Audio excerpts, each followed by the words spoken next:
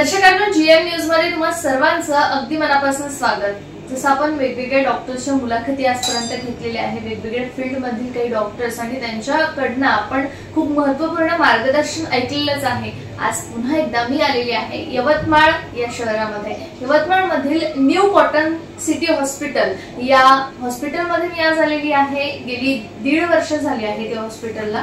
पण new cotton city hospital हे कशासाठी काम करते, काय काय आजारांवरती इलाज इथे होतो आहे, इथे काय काय सुविधा यवतमाळकरांसाठी मिळणार आहेत, ही सगळी चर्चा आज आपण करणार आहोत। आज आपल्या सोबत उपस्थित आहेत डॉक्टर कोशिश सर आणि आज आपण त्यांच्याशी चर्चा करणार आहोत। ते म्हणजे ते एक बालरोग तज्ञ तर आहेच, शिवाय न्यू कॉटन सिटी हॉस्पिटल इथे नेमके ते कशा प्रकारे सेवा देत आहेत, काय प्लॅनिंग्स आहेत यवतमाळकरांसाठी, ही सगळी चर्चा आज आपण करणार आहोत। डॉक्टर मुजम्मिल कोशिश सरांचं आपल्या जीएम न्यूज मध्ये आपण स्वागत करत। सर, खूप खूप स्वागत आहे तुमचं आमच्या चॅनल मध्ये। थँक्यू। जसं की 1.5 वर्ष झाली आहे जवळपास, तसं पाहिलं तर 5 ते 7 वर्ष झाली आहेत ऑलरेडी यवतमाळकरांसाठी आपल्याला सेवा देत असताना। पण प्रामुख्याने न्यू कॉटन सिटी हॉस्पिटलची जी सुरुवात आहे, हा जो प्रवास आहे तो कशा प्रकारे आपण सुरू केलेला आहे ते सर्वप्रथम सांगाल। मला 8 ते 10 वर्ष झाले इथे प्रॅक्टिस करायला। पहिले मी एकटा प्रॅक्टिस करत होतो ऍज अ बालरोग तज्ञ। नंतर आमचे काही मित्र मिळून आम्ही एक फर्म स्टार्ट केला, मिळून जॉईंट प्रॅक्टिस केली। 5-6 वर्ष आम्ही सर्व्हिस दिली सगळ्यांना। नंतर सगळे जे मित्र आहेत त्यांनी वेगळं आपलं हॉस्पिटल स्टार्ट केलं। मग त्याच्यानंतर मी आणि माझी जे वाईफ आहे ते गायनेकोलॉजिस्ट आहे, आम्ही डिसाईड केलं की आम्ही पण आता स्वतःची वेगळी प्रॅक्टिस करू। मग त्यामुळे आम्ही न्यू कॉटन सिटी हॉस्पिटल असं एक हॉस्पिटल स्टार्ट केलं, त्याला आता 1.5 वर्ष झालेली आहे। छान, बिलकुल। सर, आता मला सांगाल की आपल्या न्यू कॉटन सिटी हॉस्पिटल मध्ये आपण एवढं मोठं हॉस्पिटल स्थापन केलेलंच आहे, पण कुठल्या आजारांवरती आपण इलाज करत आहात, काय सांगाल? इनिशियली मॅडम आम्ही जेव्हा स्टार्ट केला होता तेव्हा ॲज ए बालरोग तज्ञ आणि स्त्रीरोग तज्ञ असे 2 फॅसिलिटी होती आपल्याकडे। नंतर आता 6 ते 8 महिन्यापासून नवीन डॉक्टर आपल्याला जोडलेले आहे आणि नवीन फॅसिलिटी पण स्टार्ट झाली आहे। जसं बालरोग तज्ञ आणि स्त्रीरोग तज्ञ आम्ही तर होतोच, आता अस्थिरोग तज्ञ पण आहे आपल्याकडे। नंतर नवीन प्रमाणे आता 2 महिन्यापासून आपण सोनोग्राफीची फॅसिलिटी पण चालू केलेली आहे। अरे वा, बढिया। स्त्रीरोग तज्ञ आणखी कुठले डॉक्टर्स आपल्या इथे व्हिजिट करण्यासाठी येतात किंवा आणखी काय डॉक्टर्स आपण इथे हॉस्पिटलमध्ये नेमले आहेत? जसं बाळांमध्ये समजा कदाचित ऑपरेशनची गरज पडली तर बाळांचे जे स्पेशल शल्य चिकित्सक आहेत ते आपल्याकडे येतात व्हिजिटला, अमरावतीवरून, नागपूरवरून। नंतर जे पॅथॉलॉजी लॅब जे आहे ते आपली स्वतःची इनहाऊस। नंतर ॲम्ब्युलन्स सर्व्हिस पण आहे आपल्याकडे आणि जे डॉक्टर्स आहेत शल्य चिकित्सक आहे ते सगळे व्हिजिटला येतात आपल्याकडे। जसं ज्याप्रमाणे पेशंटला गरज आहे त्याप्रमाणे आपण त्यांना बोलवतो। बिलकुल। आता तुम्ही जी काही आजारांची नावे सांगितलेली आहे त्याला दुरुस्त करण्यासाठी किंवा त्याच्यावरती ट्रीटमेंट करण्यासाठी भरपूर काही ऍडव्हान्स गोष्टी आपण आता बघतो आहोत, भरपूर काही सुविधा आता आलेल्या आहेत। त्या ऍडव्हान्स गोष्टी आपल्या इथे अवेलेबल आहेत का, त्या मशिनरीज आपल्या इथे अवेलेबल आहेत का? जसं बालरोग तज्ञामध्ये आपल्याकडे एनआयसीयू पीआयसीयू ची फॅसिलिटी आहे। एनआयसीयू मध्ये आपल्याकडे व्हेंटिलेटर आहे, 3-4 व्हेंटिलेटर आहे, सीपॅप मशीन आहे, सेंट्रलाइज ऑक्सिजन आहे। म्हणजे किती सिरियस बाळ असलं, नवजात शिशु जे म्हणतो आपण, किती सिरियस असलं तर आपण ते घेतो आहे, ठीक आहे। आणि पिडियाट्रिक म्हणजे मोठे जे बाळ असतात त्यांच्यामध्ये पण काही असा आजार आहे, सिरियस आजार जे आपल्यापासून आपण चांगला करू शकतो तसे बाळ पण आपण घेतो, ऍडमिट करतो।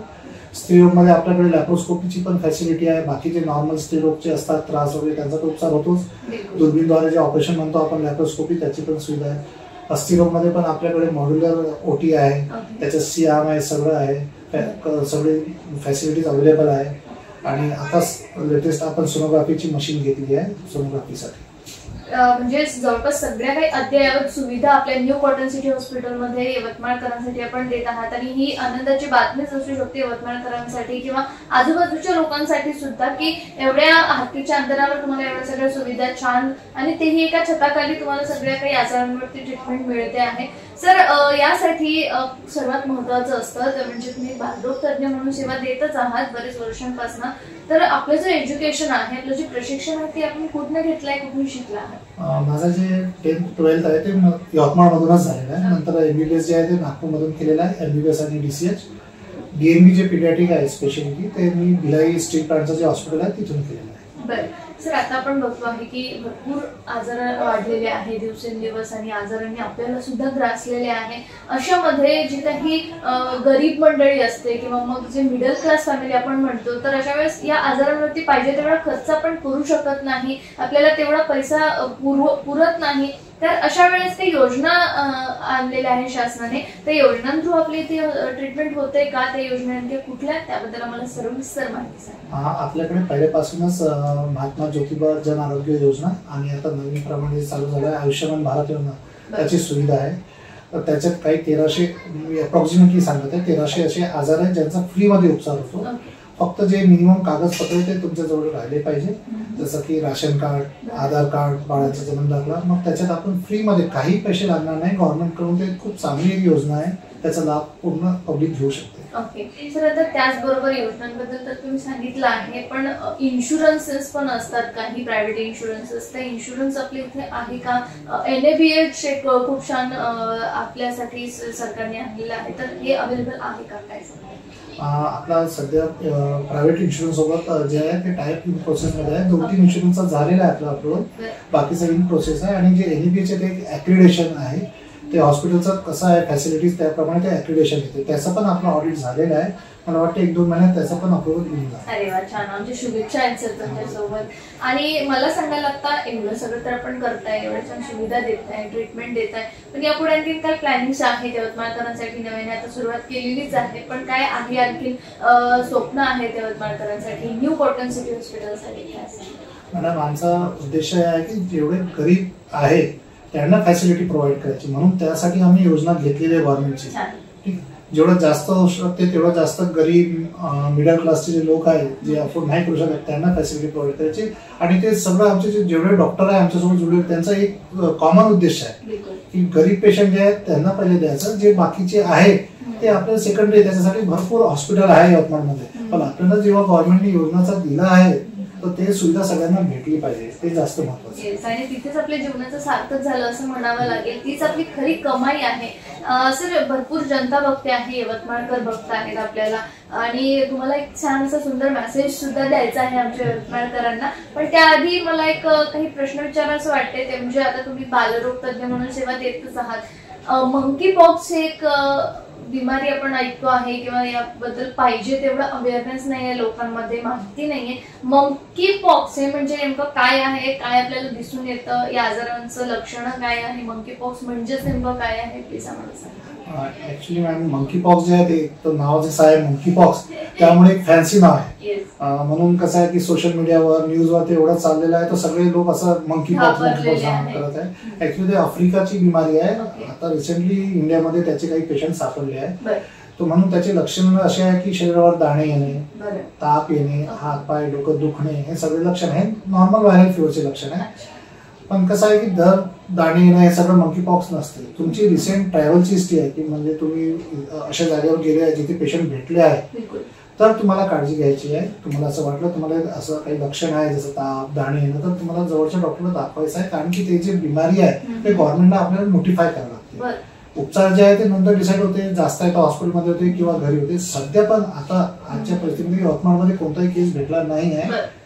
यवतमाळचं चांगलं म्हणजे आहे ना, बिलकुल नक्कीच. आणि सर, जर अशी काही लक्षणं आढळली, कारण यावेळेस आपल्याला महाराष्ट्रभर जनता बघते आहे, जेथे कुठे लक्षणं आढळत असतील किंवा आपल्या घरामध्ये बरीचशी लहान मंडळी असते, त्यांच्यामध्ये जर अशी लक्षणं दिसली तर काही घरगुती उपाय आपण करून बघू शकतो की असं काही नाहीये?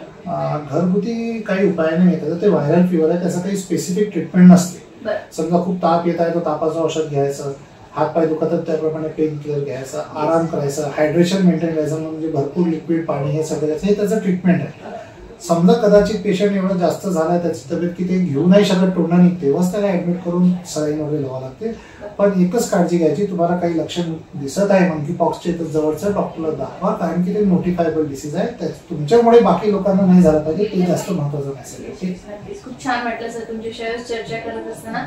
अनेक दर्शक आपल्याला जीवन न्यूजच्या माध्यमातून बघत आहेत, काय संदेश द्याल, काय मार्गदर्शन करायला जे डॉक्टर म्हणून? सगळ्यात पहिले तर एक महत्वाचं आहे की जे घरात जे आई आहे किंवा लेडीज आहे ते सगळ्यात चांगले डॉक्टर आहेत.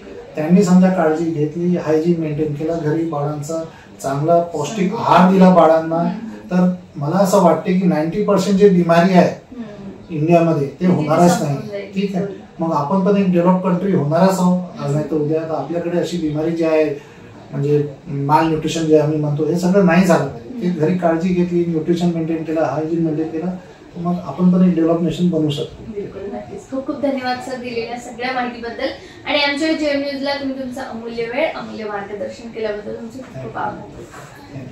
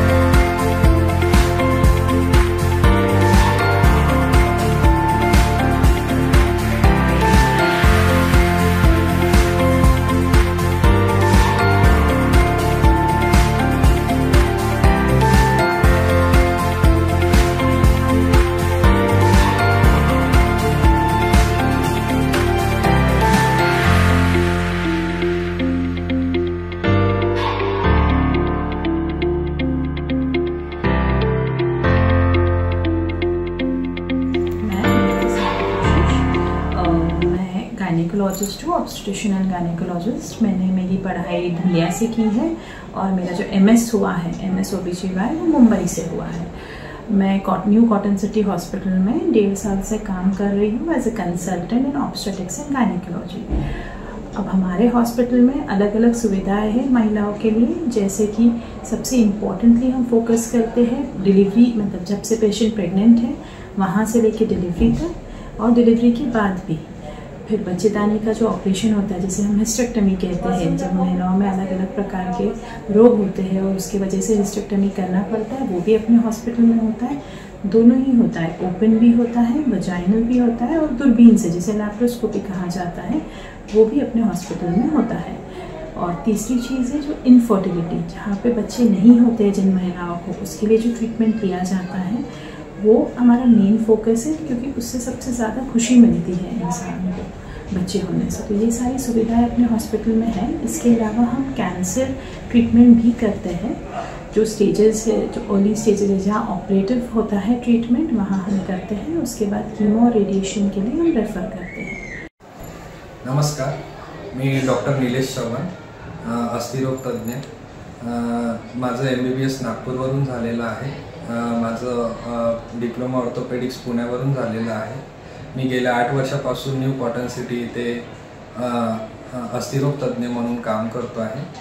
आपल्या इथे सर्व प्रकारच्या हाडांचे ऑपरेशन फ्रीमध्ये होत आहेत। आपल्या इथे महात्मा ज्योतिबा फुले स्कीम असल्यामुळे इथे गरीब आणि गरजू रुग्णांना फ्रीमध्ये ऑपरेशन करून मिळतं। तरी आपल्याला अस्थिरोगासंबंधी काही समस्या असल्यास किंवा कुठलेही ऑपरेशन हाडांसंबंधित असल्यास खाली दिलेल्या नंबरवर संपर्क साधू शकता किंवा आपल्या हॉस्पिटलला तुम्ही थेट येऊ शकता। नमस्कार। न्यू कॉटन सिटी हॉस्पिटल कशासाठी कार्यरत आहे, काय काय सुविधा आपल्याला इथे मिळणार आहेत, आणि त्याचबरोबर जर तुम्हाला इथे हॉस्पिटल पर्यंत पोहोचायचं असेल तर खाली ऍड्रेस मेन्शन केलेला आहे, बाजूला नंबर सुद्धा दिलेला आहे। तरी देखील या आजारांची लक्षणं, काही तुम्हाला आजारांची माहिती जर हवी असली तर तुम्ही खाली कमेंट बॉक्स मध्ये जाऊन टाइप करू शकता आणि या हॉस्पिटलशी सुद्धा तुम्ही संपर्क साधू शकता। तुर्तास मी नेहा तुम्हा सर्वांची रजा घेतेय। बघत रहा गजर महाराष्ट्राचा।